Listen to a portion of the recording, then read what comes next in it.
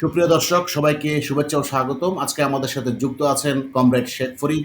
জনাব শেখ ফরিদ, আপনাকে স্বাগতম। আপনাকে একটা ইন্টারেস্টিং বিষয় আমরা দেখাবো। সেই বিষয়ে আপনি দেখার পর একটু বিশ্লেষণে যাবেন।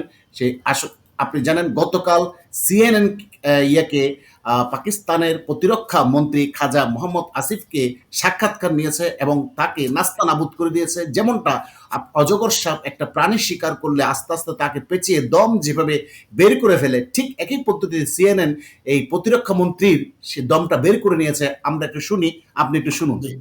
You've just brought up the fact that India lost some fighter jets. So let's be quite clear about this. Pakistan claims it shot down 5 Indian Air Force jets and a drone, as I understand it. India says there's no evidence of that, no proof. প্রিয় দর্শক, ইউটিউবের রেস্ট্রিকশনের কারণে পুরোটা play না করে আপনাদের সুবিধার্থে একটি অনুবাদ করে দেই। সিএনএন এর প্রেজেন্টার বলছে যে আপনারা দাবি করেছেন 5টা জেট ফাইটারকে আপনারা ফেলে দিয়েছেন ইন্ডিয়া বলেছে এই ধরনের কোনো ঘটনা ঘটেনি এবং কোনো ধরনের প্রুফ নাই, এবং তিনি জানতে চাচ্ছেন জনাব প্রতিরক্ষা মন্ত্রী আপনার কাছে কি সেই ধরনের কোনো ডকুমেন্টস এভিডেন্স আছে কিনা। তার উত্তরে কি বলে আমরা আরেকটু শুনি। Can you provide more detail? Hold on. Can you provide more detail? And is this the response that your army spokesman threatened, or is there further action to come? Let's start with this very specific allegation of 5 fighter jets shot. এখানে একটু জিনিস বলে রাখি, পাকিস্তানের military spokesman সে কিন্তু দাবি করেছে, আমি দেখাবো সেই ভিডিওটা, যে 5টা ফাইটার জেটকে ফেলে দিয়েছে। ইতিমধ্যে পাকিস্তান বিশাল সফলতা। আর শুনি। Where's the evidence for that, sir? It's all over the social media, on Indian social media, not on our social media. জনাব শেখ ফরিদ, শুনলেন কোথায় আপনার সেই প্রমাণ, কোথায় আপনার ডকুমেন্ট? উত্তরে বললো এগুলো সব ইন্ডিয়ান সোশ্যাল মিডিয়াতে বলছে, মানে আমার কাছে কোনো প্রমাণ নাই। পাশাপাশি বাংলাদেশের মিডিয়া বলছে। শুনলেন, আরেকটু শুনেন, মজা পাবেন। The debris of these jets fell into Indian occupied Kashmir, and it's all over Indian media today. And they have admitted, their media has... The reason to talk to you today, sir, is not to talk about content all over social media. I'm sorry. It's not to talk about content all over social media. I'm asking you very specifically. অর্থাৎ এখানে news presenter যেটা বলছে, আমি অত্যন্ত দুঃখিত, আপনার এই ধরনের প্রমাণ গ্রহণযোগ্যতা রাখে না। আপনার কাছে কোনো সুনির্দিষ্ট প্রমাণ আছে কিনা? উত্তরে তার কাছে প্রমাণ আছে, সোশ্যাল মিডিয়াতে ঘুরে বেড়াচ্ছে, এগুলো আর কোনো প্রমাণ নাই। একজন পাক প্রতিরক্ষা মন্ত্রী জনাব শেখ ফরিদ, পাক প্রতিরক্ষা মন্ত্রী, তার কোন যোগ্যতা বলে একটা সিএনএন এর সাক্ষাৎকারে এই ধরনের কথা বলে? আপনি কি একটু বলবেন কাইন্ডলি? ধন্যবাদ, আপনাকে অসংখ্য ধন্যবাদ, এবং চেতনার যারা দর্শক আছেন তাদেরকেও শুভেচ্ছা। আসলে পাকিস্তানি জেনারেলদের বলা হয় হুইস্কি জেনারেল, বুঝতে পারছেন, অনেক আগে থেকেই। আর এই যে পাকিস্তানের যে প্রতিরক্ষা মন্ত্রী খাজা আসিফ, আসলে এরা কিন্তু 1 সপ্তাহ আগেই বলেছে যে পাকিস্তানে যদি পানি বন্ধ করে তাহলে বিমান হামলা করবে, পাকিস্তান যদি আক্রমণ করে তারা পারমাণবিক হামলা করবে, ইত্যাদি ইত্যাদি চাপা তারা মেরেছে। কিন্তু এখন যখন তারা নিজেরাই ক্লেম করতেছে যে 5টা বিমান ভূপাতিত করতেছে, এর দলিল হিসেবে তারা সামনে আনতেছে সোশ্যাল মিডিয়ার পোস্ট। মানে এই যে কোন ধরনের সোশ্যাল মিডিয়া সেটাও আপনাকে দেখায়। বাংলাদেশের কিছু নামি দামি সোশ্যাল মিডিয়া দেখতে পাচ্ছেন নিশ্চয়ই, ভয়ঙ্কর ভারতের হামলার কড়া জবাব দিয়েছে পাকিস্তান। সে কে বলছে? আমার দেশ। একটু দেখেন এখানে কি বলছে। ভারত পাকিস্তানের সংঘাত, ভারতের 5 যুদ্ধ বিমান ও 1 ড্রোন ভূপাতিত। এখানে একটা কথা বলে রাখি, আত্মঘাতী ড্রোন বলে কিছু আছে, যারা ঘটনাস্থলে হামলা করে সেটা ওখানে ধ্বংস হয়ে যায়, এগুলোকে আত্মঘাতী বলে। তো 5টা বিমানের দাবি কিন্তু বাংলাদেশের পত্রিকাগুলো করছে, শুধু আমার দেশ নয়। দৈনিক ইনকিলাব, আপনি দেখেন এই যে দৈনিক ইনকিলাব কি বলছে, ভারতের 3টা রাফায়েল সহ 6 বিমান ধ্বংস, এখানে একটা বাড়িয়ে দিয়েছে। তারপর আপনি দেখেন চ্যানেল আয়ের মতো সংবাদ মাধ্যম কি বলছে, ভারতীয় ব্রিগেড ধ্বংস, এখানে একটা ব্রিগেডও লাগিয়ে দিয়েছে। যুদ্ধ বিমানে ভূপাতিত করল পাকিস্তান। এই যে দেখতে পাচ্ছেন এই যে চ্যানেল আয়ের। তারপর প্রথম আলোর মতো একটা পত্রিকা, আমি আশ্চর্য হয়ে যায় সে কিভাবে ধরনের, দেখতে পাচ্ছেন আপনি নিশ্চয়ই, পাকিস্তানের 6 স্থানে ভারতের ক্ষেপণাস্ত্র হামলা, আকাশস্থলে ইসলামাবাদের জবাব। আপনি দেখতে পেলেন। আরো একটা বিষয়, মজার বিষয় আপনাকে একটু দেখায়, যে বাংলাদেশের 71 টিভির মতো চ্যানেলগুলো কি বলছে, কতটা হাস্যকর, সেটাও আপনাকে একটু দেখায়, আপনি দেখেন। এর হামলার জবাব দিতে পাকিস্তানের সামরিক বাহিনীকে পূর্ণ ক্ষমতার ঘোষণা দিয়েছে সরকার। আর এই নিয়ে এখন সর্বাত্মক যুদ্ধের মুখে দাঁড়িয়ে ভারত। পেহেলগামের সন্ত্রাসী হামলার জবাবে খানিকটা বাধ্য হয়েই যেন প্রতিশোধমূলক হামলা চালিয়েছিলেন নরেন্দ্র মোদী। বাধ্য হয়েই প্রতিশোধমূলক নরেন্দ্র মোদী হামলা চালিয়েছে। তারপর কি বলে? তবে সেই যুদ্ধের ক্ষতি যে নাগালের বাইরে চলে যাবে তা আন্দাজ করতে পারেনি। ওরে বাবা রে বাবা, নাগালের বাইরে চলে গেছে জনাব শেখ ফরিদ। দেখেন একটা জিনিস ইন্টারেস্টিং, দেখেন তারা এই যে রকেট মারছে, সেই রকেটগুলো দেখেন অ্যানিমেশন রকেট। পিয়ে পড়বে সেই হিসেব না করার অপূরণীয় খেসারতি দিতে হচ্ছে ভারতকে। রাতারাতি হারিয়েছে 5 যুদ্ধ বিমান। দেখলেন তো, রাতারাতি হারিয়েছে 5 যুদ্ধ বিমান। তারপর হয়েছে সেনা পোস্ট, হামলা হয়েছে ব্রিগেড হেডকোয়ার্টারে। পাকিস্তানের সম্ভাব্য ব্রিগেড হেডকোয়ার্টারও হামলা করে ফেলেছে। ভাই আমি আরো একটা ভিডিও আপনাকে দেখাই, তাহলে আর একটু সুবিধা হবে বুঝতে। জবাব দিয়েছে পাকিস্তানের সামরিক বাহিনী। নরেন্দ্র মোদীর বিমান বাহিনীর অন্তত 5 কথা জানিয়েছে শাহবাজ শরীফের সেনারা। I can confirm you that 5 Indian aircrafts, including 3 Rafale, 1 Su-30 and 1 MiG-29 have been shot down.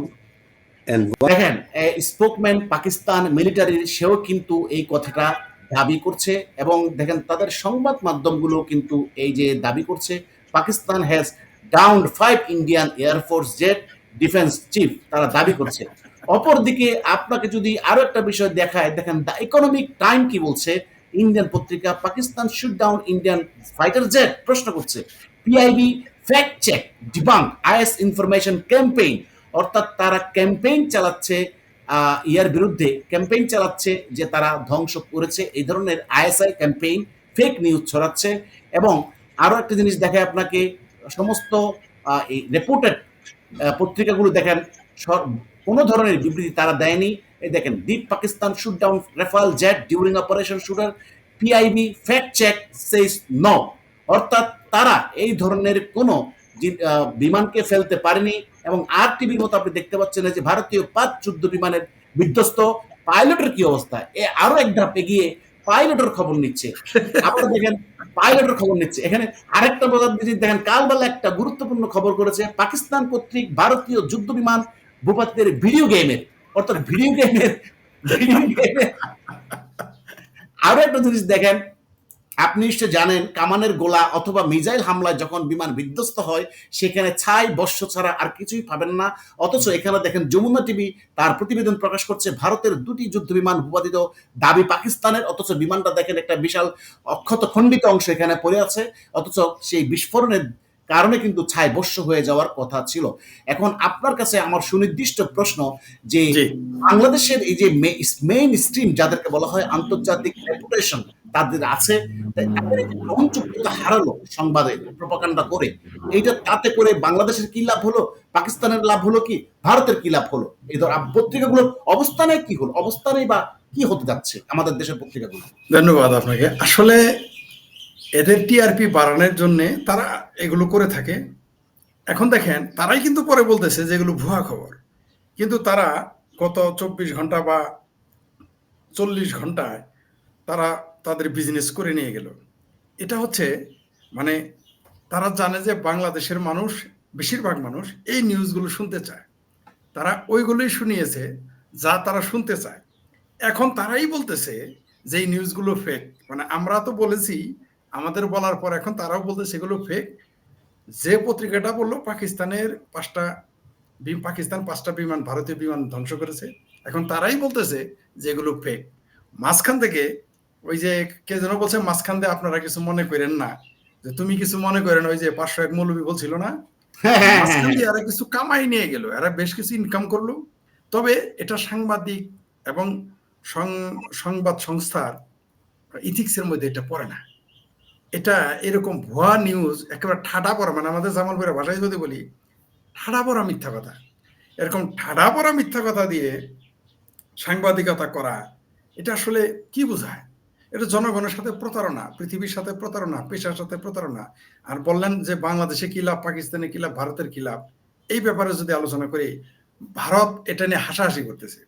আর পাকিস্তানের লাভ হইলো, পাকিস্তান জানলো যে 71 সালের চাইতে 2025 সালে তাদের বংশধর পাকিস্তানে বেশি, মানে তাদের চেতনা রুহানি বংশধর এইখানে বেশি। ওই দেখেন ভারতের হাসাহাসি দেখেন, ইতিমধ্যে হাসাহাসি শুরু করে দিয়েছে। আপনি দেখেন, এই যে দেখেন, ভারতের যুদ্ধ বিমান ধ্বংসের প্রমাণ দিতে গিয়ে নাস্তানাবুদ পাকিস্তানি পাকমন্ত্রী কিন্তু নাস্তানাবুদ। এই সময় ভারতের পত্রিকাগুলো হাসাহাসি করছে, রীতিমতো রম্য রসে পরিণত হয়েছে।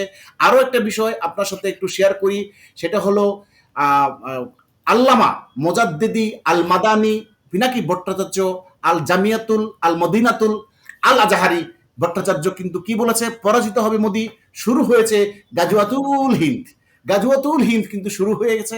সে আহ্বানে হয়তো সাড়া দিয়েছে দেশের কিছু, এই দেখেন গাদার পিঠে চড়ে ঘোড়াও নাই, যুদ্ধ করবে, তারা হয়তো ঘোষণাও দিয়েছে। এই যে তাহলে আপনি সামগ্রিক বিষয়টা, আরেকটা বিষয় আপনার সাথে শেয়ার করি, সেটা হলো দেখেন, পাকিস্তানে কোনো ভারতীয় যুদ্ধ বিমান ঢুকতে পারেনি। ওরাই কিন্তু আবার বলছে যে আমাদের এখানে 5টা বিমান ভূপাতিত করেছি। আরেকটা দাবি পাকিস্তান করেছে, সেটা হলো তারা দাবি করেছে 70 জন সাধারণ নাগরিককে হত্যা করেছে ভারত, যেটা আন্তর্জাতিক সিম্পেথি পাওয়ার একটা অপচেষ্টা করেছে। কিন্তু ভারত তার বিবৃতিতে, অফিসিয়াল বিবৃতিতে তারা বলেছে তারা সুনির্দিষ্ট টার্গেটে, জঙ্গিদের টার্গেটে হামলা করেছে 9টি স্থানে, এবং সেখানে এই যে একজন জঙ্গির পরিবারের 14 জন সদস্য মারা গেছে। তাহলে এই সার্বিক বিশ্লেষণে আপনার মতামতটা একটু তুলে ধরতেন। জি, ধন্যবাদ। আসলে ভারত সুনির্দিষ্ট একটা পিন পয়েন্ট, তারা সুনির্দিষ্ট জঙ্গি আস্তানায় হামলা করেছে।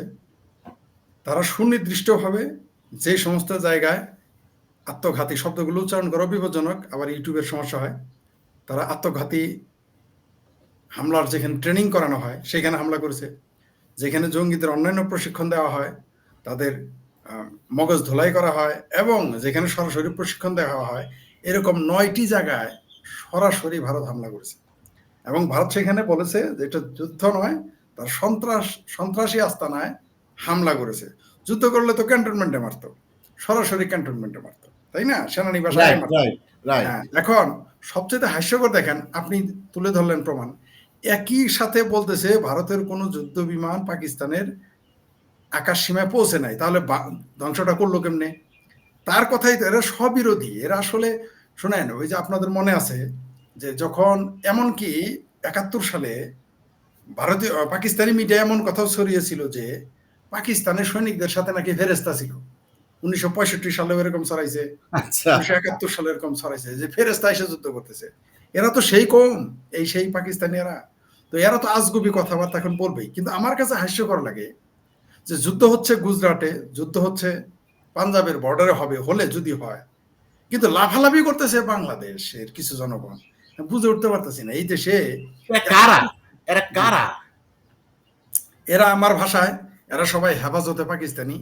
এরা ওই যে 71 সালে পরাজিত আল শামস, আল বদর, রাজাকার এবং হেফাজতে জামাতে ইসলাম, তখন কিন্তু লিখতো জামাতে ইসলাম, নেজামে ইসলাম, তারপর মুসলিম লীগ, এদেরই প্রেতাত্মা বা এদেরই রুহানি নাতিপুতি যারা, তারা, আমি এদের হেফাজতে পাকিস্তানি বলি। এরা মনে করে পাকিস্তানকে আবার পুনরায় একত্রীকরণ করবে, এই আশায় তারা বসে আছে, এই হেফাজতে পাকিস্তানি এরা।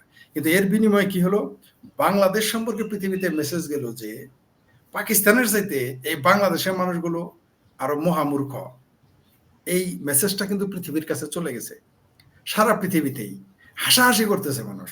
যুদ্ধ হচ্ছে ভারত পাকিস্তান, লাফালাফি করতেছে ঢাকায়, যুদ্ধ হবে লাহোরে, দিল্লিতে, লাফালাফি করতেছে ঢাকায়। আচ্ছা ভাই, আরেকটা প্রশ্ন করি, এই যে প্রথম আলোর মতো পত্রিকা, ইনকিলাবের মতো পত্রিকা, এরা কোনো কিছু যাচাই বাছাই ছাড়া এই ধরনের ভুয়া তথ্য প্রকাশ করার মাধ্যমে তাদের আন্তর্জাতিক গ্রহণযোগ্যতা হারিয়ে ফেলল না সম্পূর্ণরূপে? এদের কোনোদিনই আন্তর্জাতিক গ্রহণযোগ্যতা ছিল না, আর জাতীয় যে গ্রহণযোগ্যতা ছিল সেটাও তারা হারাতে বসেছে। এই প্রথম আলোর একজন আছে, কি যেন, কি ওয়াইসি, আরে এক পত্রিকার নামটা ভুলে গেলাম এখন, এক সাংবাদিক আছেন এবং লেখক, এক সেকেন্ড লাইন আছে, নামটা বলতেছি। এরা সারা জীবন আমেরিকার বিরোধিতা করছে, কিন্তু আবার আমেরিকার পয়সা খেয়ে সেইখানে, আমি নামটা, আরে ফারুক ওয়াইসি, ফারুক ওয়াইসি প্রথম আলোর, ঠিক আছে, সব সময় মুসলিম জঙ্গিবাদকে সে আস্কারা দিবে, সব সময় সিংকুবামদের আস্কারা দিবে, সব সময় মার্কিন বিরোধী কথা বলবে। কিন্তু এই ফারুক ওয়াইসিরা কি করছে দেখছেন? এবং দেখেন, এরা আমাদের মুক্তিযুদ্ধের বিচারের, এই স্বাধীনতা মানবতা বিরোধী বিচারের বিরুদ্ধে যখন বিচারের বিরুদ্ধে তাদের বিভিন্ন বক্তব্য ছিল, কৌশলী বক্তব্য, উপরে দেখাইছে আছে, তলে তলে তারা এই স্বাধীনতা বিরোধীদের বিচারের পক্ষে তারা ছিল না। আপনি দেখেন এই ফারুক ওয়াইসিরা সবসময় আমেরিকার বিরোধিতা করে, মুসলিম মৌলবাদের পক্ষ থেকে, আবার ইউএসএআইডির টাকা খেয়ে তারা সেমিনার করে, আমেরিকার এনজিও গুলোর পয়সা খেয়ে তারা সভা এবং সেমিনার করে। এরা হচ্ছে এরকম বদমাইশ। ঠিক আছে, এক সময় ফারুক ওয়াইসির ছবি পারলে এখানে দেখাই দিয়েন প্রথম। হ্যাঁ, আরেকটা বিষয় বলি, আরেকটা বিষয় আপনার সাথে একটু যুক্ত করি, সেটা হলো দেখেন এই যে আল্লামা পিনাকি ভট্টাচার্য আল মাদানি আল কুতুবি সে গাজওয়াতুল হিন্দ চালু করে দিয়েছে। হ্যাঁ, আমি একটা জিনিস বলতে চাচ্ছিলাম সেটা আপনাকে, সেটা হলো দেখেন ভারতের এয়ার ডিফেন্স সিস্টেম পৃথ্বী, অর্থাৎ ভারতে যে কোনো ধরনের মিসাইল, এই যে আল বদর, আল ক্রুজ, আল বাবর, পাকিস্তান থেকে যেগুলো ভারতের দিকে তাক করে আছে, সেখানে 2 টায়ার বিশিষ্ট এবং মাল্টি টায়ার লেয়ার বিশিষ্ট ডেস্ট্রয়ার আছে, যাতে করে পাকিস্তানের কোনো মিসাইল ভারতের মাটি ভেদ করা খুবই কঠিন এবং তার পক্ষে ভারতের মাটিতে আঘাত করা সে প্রযুক্তি পাকিস্তানের কাছে বর্তমানে নেই। আরেকটা বিষয় হচ্ছে রাফায়েল জেট, এমন একটা প্রযুক্তি যেটা 4.5 জেনারেশন, যেটার ইসরায়েলি জ্যামিং সিগন্যাল এবং সিগন্যাল থ্রোয়িং সিস্টেম, যেটা যে কোনো তার দিকে আঘাত আসলে সেটাকে ইন্টারসেপ্ট করে নিষ্ক্রিয় করে দিতে পারে, এবং সে 1000 কিলোমিটারের ভিতরে ফাইট করতে সক্ষম একটা অত্যাধুনিক জেট ফাইটার, যেটাকে প্রতিরোধ করার মতো পাকিস্তানের হাতে কোনো রেডার বা কোনো মিসাইল সিস্টেম নাই। পাশাপাশি পাকিস্তান F-16 নিয়ে যে লাফালাফি শুরু করেছে সেটা ভারতের আকাশসীমায় ঢুকতে পারবে না। এই জন্য ভারতের হাতে রাশিয়ার তৈরি S-400 যেটা F-16 কে প্রতিরোধ করতে মুহূর্তের মধ্যে সক্ষম, এবং ভারতের পৃথ্বী এয়ার ডিফেন্স সিস্টেম সেটাও প্রতিরোধ করতে সক্ষম। ফলে পাকিস্তান সামরিক দিক দিয়ে যতটুকু এগিয়ে আছে, এই যে এতের কথাবার্তা ভারত যেভাবে এগিয়ে আছে, এই যে পিনাকিরা গাজওয়াতুল হিন্দ ধ্বংস করে, অর্থাৎ দিল্লির ইয়াতে প্রেসিডেন্ট হাউসে যে গাজওয়াতুল হিন্দের পতাকা উড়িয়ে দিবে, আদৌ কি এটা সম্ভব? আপনি কি মনে করেন জানাব পরে? আসলে এই উনি তো হচ্ছে আমিরুল মুশরিকিন, তো আমিরুল মুমিনিন না, এলা আলাদা নেতা আমিরুল মুশরিকিন। এর কাজ হলো বাংলাদেশের কিছু চতুর্থ শ্রেণীর যে মগজ নিয়ে যারা আছে তাদেরকে বায়াস্ট করা, তাদের ভিউ, তাদের কাছ থেকে পরিচিতি নেওয়া, এটাই তার কাজ। তো এগুলো এর নিয়ে কথা বলা মানে কোনো কমন সেন্স নিয়ে, মানে এদের কমন সেন্স নিয়ে আমার সন্দেহ আছে। ঠিক আছে, এরা যদিও আগে স্টাডি করেছে, কিন্তু এখন তারা বুঝে গেছে কিভাবে বাংলাদেশের যারা হেফাজতে পাকিস্তানি আছে তাদের কিভাবে বোকা বানানো যায়, কৌশলটা তারা বুঝে গেছে। তারা তাদের মতো গান গায়, তারা কিন্তু জানে যে পাকিস্তান কোনোদিনই ভারতের সাথে পারবে না, পারেনি এবং পারবে না। ভারতের পাকিস্তানের অর্থনীতি হচ্ছে 0.3, ঠিক আছে, আর তাদের হচ্ছে 3+ ট্রিলিয়ন। এই অর্থনীতির সাথে এই অর্থনীতি যায়, এই জিনিসটা তাদের বোঝানো যাবে না। কোথায় ভারতের অর্থনীতি, ভারতের আপনার আদানি আম্বানির যে টাকা, তাদের টাকা দিয়ে তাদের বাজেট চলে, 1 বছরের বাজেট হয়ে যায়, তাদের 5 বছরের বাজেট হয়। একজন ধনীর যে টাকা, সারা ভারতে দিল্লিতে একটি সম্প্রদায়, মনে করেন যে মারোয়ারিদের যে টাকা আছে, আমি মুসলমান বা হিন্দুদের আরো সম্প্রদায় আছে বা খ্রিস্টান আছে, জৈন আছে, তাদের কথা বললাম না, দিল্লিতে যে কয়টা মারোয়ারি বাস করে তাদের টাকা দিয়ে পাকিস্তান চলতে পারে, পাকিস্তান চলে যায়, পাকিস্তান বসে বসে খাইতে পারে, শুধু দিল্লিতে যে মারোয়ারিরা বাস করে। তো আমি অন্য সারা ভারতের কথা বাদ দিলাম, অন্যান্য বিজনেসম্যানের কথা বাদ দিলাম। তো এগুলো এটা একটা অসম যুদ্ধ। এই যুদ্ধে পাকিস্তান কখনোই পারবে না, এই সেন্সই তাদের নাই। এবং আরেকটা বিষয় আপনাকে বলে রাখি, পাকিস্তান ডিফেন্স থেকে একটা অফিসিয়াল টুইট করা হয়েছে, সেখানে বলা হয়েছে the decision has been taken, অর্থাৎ আপনি শুনেছেন যে মন্ত্রী পরিষদে পাকিস্তানকে যে কোনো ধরনের আক্রমণ করার জন্য অনুমতি দেওয়া হয়েছে, কিন্তু 24 ঘন্টা পার হয়ে যাওয়ার পরও পাকিস্তান ভারতের ভূখণ্ডে একটা বোমা ফেলতে পারেনি, একটা গুলিও করতে পারেনি। অর্থাৎ আগুনের প্রলাপ মনে হচ্ছে আমার কাছে। আর যদি করেও ধরে নেন পাকিস্তান হামলা করলো ভারতের উপরে, এইবার পাকিস্তানের অস্তিত্ব মাটির সাথে মিশিয়ে ফেলবে ভারত। কারণ ভারত কিন্তু তার এই 75 বছরের ঐতিহ্য, আমি বলবো, বা 74-75 বছরের যে ধারণা যে ভারত কখনো আক্রমণ করে না, এই পথ থেকে কিন্তু তারা ফিরে আসছে। সুতরাং যদি কোনো কারণে ভারতের উপরে যদি হামলা করে, বিশেষ করে যেখানেই করুক, সেনানিবাসেই করুক আর জনগণের উপরে হামলা করুক, ভারতের উপরে, পাকিস্তানে, আপনি নিশ্চিত থাকেন পাকিস্তান, ইন্দিরা গান্ধী, এই শ্রীমতী ইন্দিরা গান্ধী আমাদের মুক্তিযুদ্ধের সহযোগিতা করেছিলেন, একটা দেশ বানিয়েছিলেন, ভেঙে পাকিস্তানকে 2 ভাগ করছিলেন। এই পাকিস্তানকে এইবার নরেন্দ্র মোদী এবার 3 ভাগ করবে, আপনি নিশ্চিত থাকেন। বেলুচিস্তান স্বাধীন হবে, এবং আরেকটি যে অংশ আছে যেটা আফগানিস্তানের সাথে সীমান্তবর্তী, আফগানিস্তানের পাখতুম খাইবার খুয়া, সেখানেও যুদ্ধ চলছে তালেবানদের সাথে, থাকবে না, বালুচে লিবারেশন আর্মি যুদ্ধ করছে, এদিকে সিন্ধ প্রদেশে যুদ্ধ হচ্ছে, এবং অভ্যন্তরীণভাবে টিটিপি তাদের হামলা করছে, এবং ওয়েস্টার্ন ফ্রন্টে ভারতের, সেখানে ভারত বসে আছে। সুতরাং পাকিস্তান এখন পঞ্চমুখী চাপে, এদের দম বের হয়ে যাওয়ার অবস্থা। এই জন্য জাতিসংঘ সহ নানান জায়গায় তারা দৌড় শুরু করেছে, বাবা যুদ্ধ থামাও, যুদ্ধ থামান, যুদ্ধ থামান, যুদ্ধ থামান। আর বাংলাদেশে, হ্যাঁ বলেন।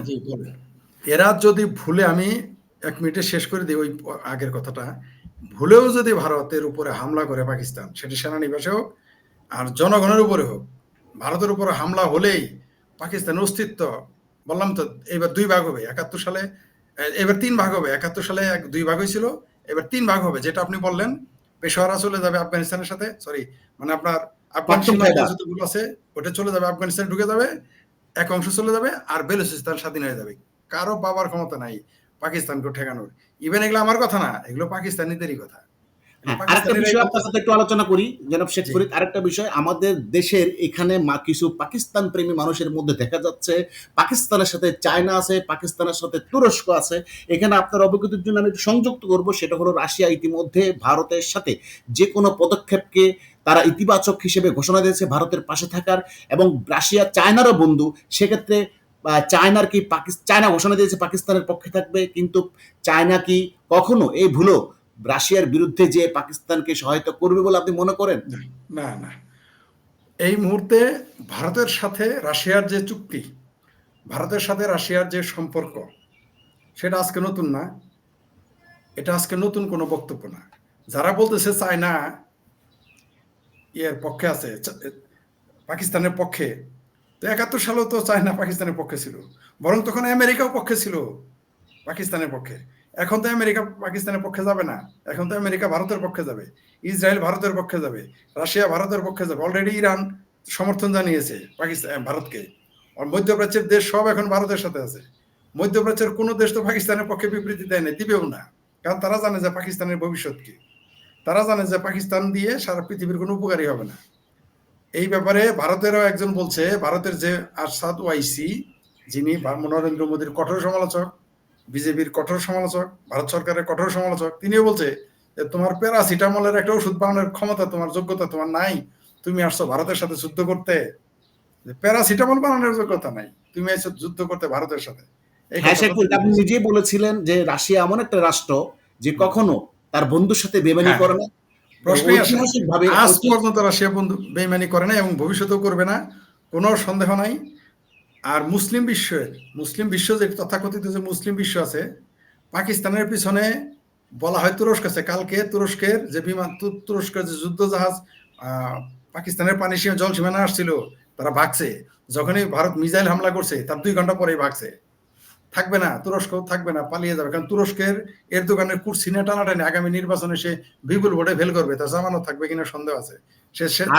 একজন ধান্দাবাজ, একজন ধর্ম ব্যবসায়ী, সুতরাং এরদোগান এগুলো হয়তো মুখের বুলি, তার রাজনৈতিক ফায়দা হাসিলের জন্য একটা মুসলিম সিম্পিতি নেওয়ার চেষ্টা করছে। কোনো কাজ হবে না। ইসরায়েল, আমরা দেখছি যে ইসরায়েলের বিরুদ্ধে অনেক লম্বা লম্বা বক্তব্য দিয়েছে, শেষ মুহূর্তে ফিলিস্তিনি বা হামাসের পক্ষে তুরস্কের কোনো ভূমিকা নাই, বরং ইসরায়েলের পক্ষে কাজ করছে। তো পাকিস্তানেও সে যে কাজে আসে নাই, মূলত পাকিস্তানেও সে যে ইসরায়েলের পক্ষে আসে নাই, তার গ্যারান্টি কি? তুরস্ক হচ্ছে সবসময় ধান্দাবাজ, মানে বর্তমান সরকার সবসময় এরদোগান হলো ধান্দাবাজ লোক। যখন যাকে দিয়ে সুবিধা হবে, ক্ষমতার কুর্সি টিকিয়ে রাখার জন্য এই কথা বলবে। আর তুরস্ক এখানে কি করতে পারবে? কিছুই করতে পারবে না। আর রইল বাকি চীন আজ পর্যন্ত সরাসরি কারো যুদ্ধে নামে নাই, কারো পক্ষে কোনোদিন যুদ্ধে নামে নাই, ভবিষ্যতেও নামবে না। চীন কি এই পাকিস্তানের কারণে ভারতের সাথে তার 100+ বিলিয়ন ডলারের, $125 বিলিয়ন বাণিজ্য নষ্ট করবে? চায়না কি এত বোকা নাকি? পাকিস্তান রাশিয়ার সাথে কি সম্পর্ক নষ্ট করবে পাকিস্তানের জন্য? আসে না, রাশিয়ার সাথে তো নষ্ট চায়না করবেই না, খুব ভারতের সাথে। আচ্ছা, আপনাকে বলি, মনে করেন আমার ভাতিজার সাথে আপনার ঝগড়া, কথার কথা, আপনার সাথে আমার ভাতিজার, আমার আপন ভাতিজা মনে করেন ঝগড়া। এখন আমার সমস্ত ব্যবসার বৃহত্তর একটা অংশ আপনার সাথে হয়। আপনার সাথে মনে করেন আমি পাটের ব্যবসা করি, মনে করেন আমি ধান চালের ব্যবসা করি, আপনি হলেন আমার খরিদ্দার, আপনি আমার সবচেয়ে বড় খরিদ্দার। আমার ভাতিজার সাথে আপনার ঝগড়া, আমি কি চাইবো আপনার সাথে ঝগড়া করে আমার ভাতিজার পক্ষ নিয়ে আমি আপনার সাথে ব্যবসা নষ্ট করবো? এত পাগল? আমার ভাতিজার সাথে ভাতিজা যাবে, আমার সাথে যদি আপনার ঝগড়া হয়, আমার ভাতিজা যদি আপনার সাথে বিজনেস থাকে, আপনার সাথে যাবে ঝামেলা করতে? পৃথিবীতে বাণিজ্য যুদ্ধ হচ্ছে বড় যুদ্ধ, অস্ত্রের যুদ্ধ না। অস্ত্র দিয়ে যদি যুদ্ধ করে জেতা যাইতো তাহলে সারা পৃথিবী রাশিয়ার হস্তগত থাকতো।